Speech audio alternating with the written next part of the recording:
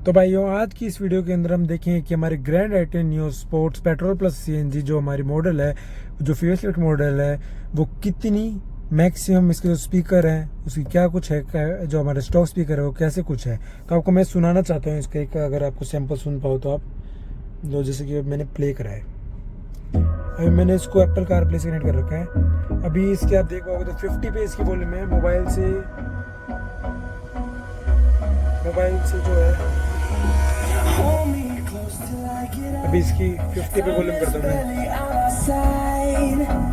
अगर आप सुन पा रहे हो तो ये इसकी 50 पे है, जो कि बहुत क्लियर और काफ़ी अच्छी है। इसमें 4 स्पीकर सिस्टम मिलता है, 1 2 ऐसी 3 बैक पे यहाँ पे और 4th उस साइड वाला सीट पे, जो कि बिल्कुल भी आवाज़ नहीं कट रही है, काफ़ी अच्छी आवाज़ आ रही है। मैं और सुनाता हूँ, वॉल्यूम बढ़ाता हूँ।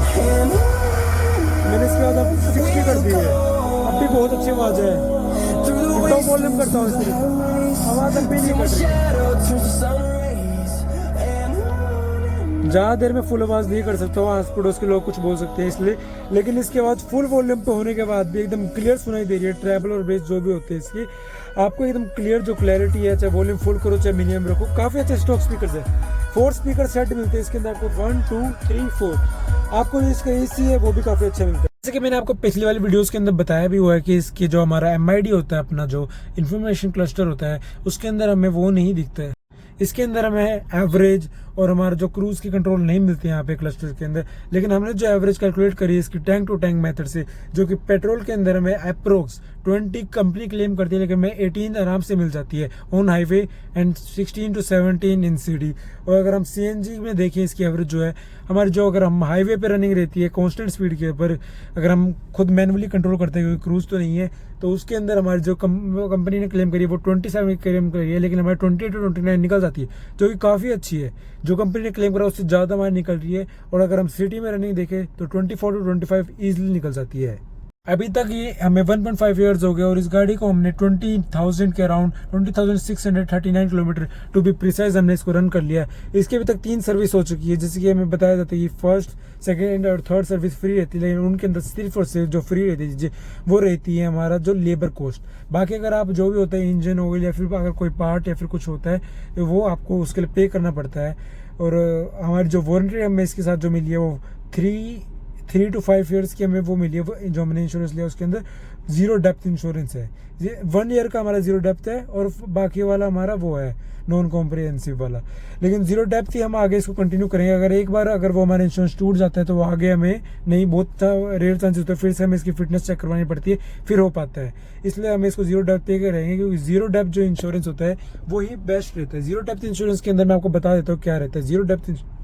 तो मैं आपको बता रहा हूँ, इंडिया में मेजरली 3 टाइप के इंश्योरेंस होते हैं, जिनके अंदर हमारा फर्स्ट रहता है अपना third party insurance. Third party insurance हमें सबसे सस्ता पड़ता है, लेकिन उसके अंदर जो उसका वो नेगेटिव बात है, उसके अंदर हमारी अगर गाड़ी का अगर एक्सीडेंट होता है तो उसके अंदर उसके हमें गाड़ी का कुछ क्लेम नहीं मिलता।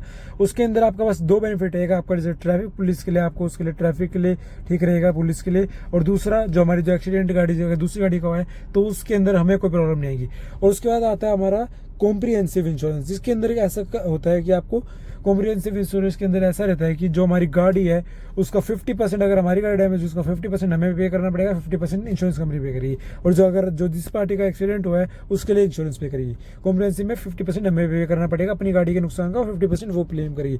और अगर ज़्यादा होता है तो जो उसकी वैल्यू होती है उसका 50% हमें दे दिया जाता है।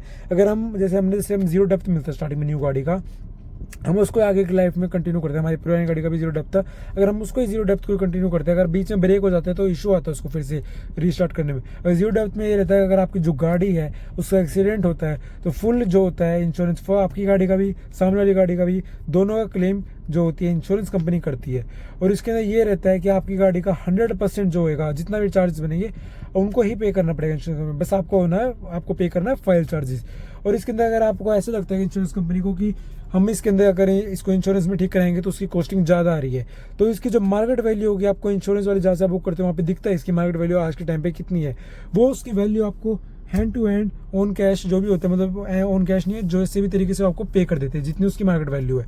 तो यही 3 तरह के इंश्योरेंस होते हैं। हमने 0 डेप्थ है, उसको आपको भी मैं प्रेफर करूँगा आप 0 डेप्थ पे रहिए और उसको ही कंटिन्यू कीजिए। मैं आपको इस गाड़ी ग्रैंड आइटेन न्यू स्पोर्ट्स 2024 मॉडल है हमारा, पेट्रोल प्लस सीएनजी, इसके कुछ पॉजिटिव्स और नेगेटिव भी बताता हूँ। एक पॉजिटिव तो मैं ये बताना चाहता हूँ कि ये जो आपकी पुरानी वाली जो फेसलिफ्ट से पुराने वाला जो मॉडल था उसके कंपेयर में काफ़ी स्पेशियस है। हैचबैक होने के बाद भी इसके अंदर काफ़ी अच्छा हेडरूम मिल जाता है आपको, और स्पेशियस वाली सीटिंग है, फ्रंट की भी बैक की भी। ड्राइवर सीट भी काफ़ी स्पेशियस है। सेकेंड पॉजिटिव मैं आपको ये बताना चाहता हूँ कि गाड़ी की सस्पेंशंस काफ़ी स्टिफ नहीं है, काफ़ी बढ़िया है। मैं शौक हूँ इस बात से, काफ़ी बढ़िया है इसके सस्पेंशन। और मैं एक आधे नेगेटिव बताऊँ जितने मैंने ऑब्जर्व करे हैं, तो एक नेगेटिव जो इसका स्टीयरिंग है उसका जैसे हाई स्पीड पे, अगर इसके अंदर ये हार्ड होना चाहिए, इतना इसका फीडबैक इतना हार्ड नहीं है, मतलब प्ले काफ़ी ज़्यादा है इसके अंदर हाई स्पीड के अंदर। उसका मैं किसी और दिन टेस्ट करूँगा प्रॉपर वे में, उसकी मैंने टेस्ट की वीडियो नहीं है, मैं उसको किस दिन तसल्ली से आपके लिए वीडियो भी बनाऊंगा। सेकंड आपको मैं ड्रॉबैक बताऊँ तो जैसे कि आपने देखी होगी जो इनकी होंडा की जो सेंटर का फेसलिफ्ट था, सिमिलर टू उसके तरह बॉडी स्टाइल इसका बन रखा है, समवॉट सेम है। अगर आप खुद गूगल करोगे तो आपको भी ऑब्जर्व होएगा कि जो ग्रैंड आइटेन न्यूस है आपका जो फेसलिफ्ट और जो सेंट्रो थी जो आती थी हमारी जो न्यू वाली मॉडल्स वाली, उसका थोड़ा सिमिलरिटी काफ़ी ज़्यादा है उसके आउटर के अंदर। बाकी गाड़ी काफ़ी नाइस है, मैंने आपको काफ़ी पिछली वीडियोस के अंदर भी बता रखा है, तो ओके है। बाकी मैंने आपको पिछली वीडियोस के अंदर बताया था कि हैंडल तो एडजस्टेबल है, टिल्ट है, टेलीस्कोपिक नहीं है, लेकिन जो इसकी ड्राइवर सीट है उसको भी आप अप डाउन, ये पिछले वाली रिक्लाइन तो हमेशा से होती थी, लेकिन आप इसको अप और डाउन भी कर सकते हो। आपकी इस सीट का लेवल भी अप और डाउन हो सकता है, अगर आप देख पा रहे हो तो इसको कि बंदे की अगर हाइट अप और डाउन भी कर सकते हैं अपने हिसाब से, ताकि वो कंफर्टेबली बैठ सके। हम इससे लॉन्ग राइड्स भी कर चुके हैं, काफ़ी कंफर्टेबल है, कभी भी थकान महसूस नहीं है। वैसे तो कोई नेगेटिव नहीं है इसके अंदर, बस इसके अंदर एक नेगेटिव अगर मैं बता सकता हूँ तो आपको मैं बताता हूँ इसके अंदर क्या नेगेटिव है। इसके अंदर मैं वो किसी एक दिन एक स्पेशल वीडियो बनाऊंगा कि वो, क्योंकि ना वो नेगेटिव नहीं है, वो एक है ना एजेंसी टू एजेंसी, जो सर्विस सेंटर तो होते हैं ना, जो एजेंसी होती है उनके ऊपर बात है, उनकी वजह से हमें एक प्रॉब्लम फेस हुई थी, उसके बारे में आपको किसी और दिन स्पेशली अगर आप डिमांड करोगे तो मैं जल्दी बनाऊंगा।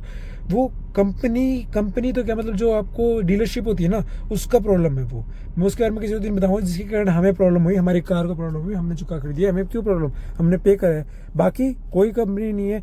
अगर आप ये बोलो कि बाहर की कंट्री है इसलिए ऐसे नहीं, बाहर की कंट्री नहीं, काफ़ी अच्छी फिट एंड फिनिश है। आप देखो महिंद्रा की स्कॉर्पियो क्लासिक देखोगे, अगर आप देखो वैसे वो गाड़ी उस चीज़ के लिए है कि मतलब जिसको लेनी है वो हवाबाजी के लिए, लेकिन आप उसकी फिनिश देखोगे, कभी उसकी आप डिग्गी खोलना, मतलब जो आपकी वो होती है आपकी बैग वाली जो बैक डोर होता है उसको खोलना, और उसकी जो सीट्स होती है वो देखना कितनी हिलती है, कहीं भी उसकी फिनिशिंग नहीं देख पाओगे आप।